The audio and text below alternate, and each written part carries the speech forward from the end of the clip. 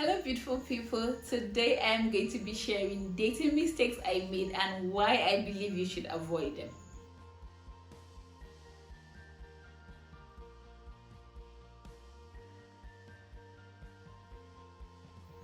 Welcome to my YouTube channel. My name is Jamila. I talk self-love, faith and any other thing in between. If you like content like this, please don't forget to subscribe. Thank you very much. So as I said earlier, what I'm going to share with you guys today the dating mistakes I made and why I believe you should avoid them. Okay, so number one, do not date if you have not fallen in love with yourself. And as easy as that may sound, and then as a lot of us might want to be, but I love myself. Sometimes the decisions you make and take for yourself that determines if you truly love yourself, so you're in a relationship with somebody and the person is treating you wrongly, but yet every single day you're making excuses for them. Sister, brother, you're not yet in love with yourself. Because by the time you get in love with yourself, every decision that is made in that relationship, it's not like you have to be selfish. Don't get me wrong, you don't have to be selfish, you don't have to be self-centered, but this thing has to serve both of us. Even if I'm making a sacrifice, is it a sacrifice I'm making because I want to make it, or is it a sacrifice I'm making just because I want to make you happy or because I want to keep you? So for me, there's this relationship I had when I was in university about graduating, and that was the kind of relationship I had that I was mostly doing things to make this person happy. I wasn't doing things to make me happy. As far as uncle was happy, I am happy, and that was how it was. So I kept doing things that I said, oh, I won't do, I will never do this, I will never do that, I won't do this, I won't do that, and I kept like losing myself. In fact, at a point I would just keep crying, like, what is wrong? Why am I having these issues within this relationship? But at that point, I didn't understand that it was that I didn't love myself. But then if you even come to tell me, oh, no, I don't know this, I'll be like, oh no, that's not true. But the decisions I was making in that relationship was obvious that I had not fallen in love with myself. Because if I had fallen in love with myself, the day this person started treating me wrongly, I would bounce. Or even if I don't have to bounce at the moment, we're going to have a conversation. Uncle, what is going on?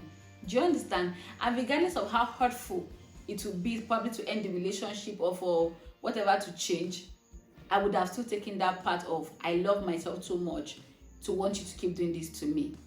So yes, people, please, if there's anything, in fact, for me, this is the most important point. If you can get this right, it will be easier to move to get the others right.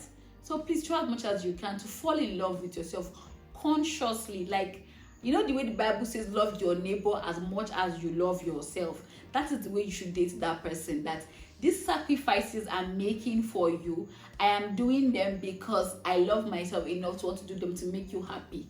And in the midst of doing this, I am happy that if today this relationship ends, I'm not going to keep saying, oh, he made me do this, he made me do that. No.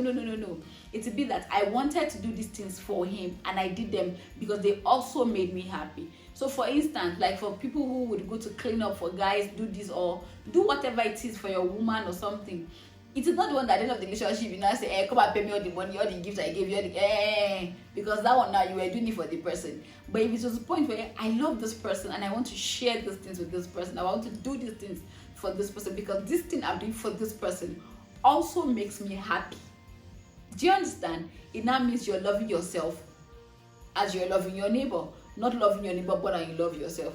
I hope you guys get the gist. Okay, so second point, please do not assume. Do not. If you need to define, uncle, auntie, this thing we're entering, this, that, define it. In fact, a colleague of mine was even gisting me the other day. I was like, okay, but what do people really talk about when they are dating? Is it all lovey-dovey? Try as much as you can. Define. There are some uncles that are not ready to get married. There are some aunties that are also not ready to get married. Everybody just wants to catch fun. If it is fun we're having in this relationship, let us know. Do you understand? It's not the one that somebody thinks the relationship is a serious relationship and that person thinks the relationship is just for us to catch fun and groove and all that stuff. So let us both know this is this is that, and it makes it easier for everybody. Now it takes me back to my first point. Once you love yourself, I'm telling you, it is easier to say I'm going to define this thing regardless of how hurtful the outcome might be. I'm okay with defining this thing for my own self because I love myself enough to do that for myself. So please, it is very important. I also made that mistake, and I was not straight with myself. And obviously, if I wasn't straight with myself, it also means that I was not straight with the other person, because there were things that I felt, okay, we are doing this together, and the person is like, oh, Jamila, I am not doing that with you. Do you understand? Like, so it is easier to just make those distinctions and know that, okay, this is that, and everybody's fine. Thirdly, please, not all that glitters is gold. Do you understand? So let's assume you're already dating somebody, and then one glittering auntie or glittering uncle comes around. Seriously, not all that glitters is good. I almost made this mistake, and then it was like, oh, it's supposed to come me, oh, I love you, you do this, you do that. In my mind, hey, my boy, don't come. You know, those kind of things. But at the end of the day, I'm like, oh my God, this was the one chance I almost entered. Do you understand? So please, try as much as you can. I'm not saying anybody who comes clean spank is I'm just saying, just put that back of your mind, that once you believe sometimes that some things are too good to be true, probably they are not, but just try and have that extra caution to it, you know. So fourthly, yes, because we're Christians, some people are going to use our faith to do us anyhow. Please don't let anybody come and use your Jesus to waylay you. I remember this person I was dating, and then we had the issue because of my genotype. And of course, as I just said earlier in a video, I talked about getting married to you. Is it important for you to get married to somebody?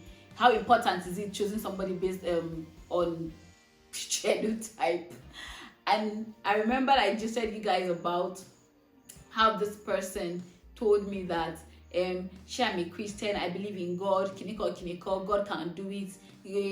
Stories are taught, our parents didn't even know what genotype was about, and a lot of them still got married and they didn't have it. Kiniko.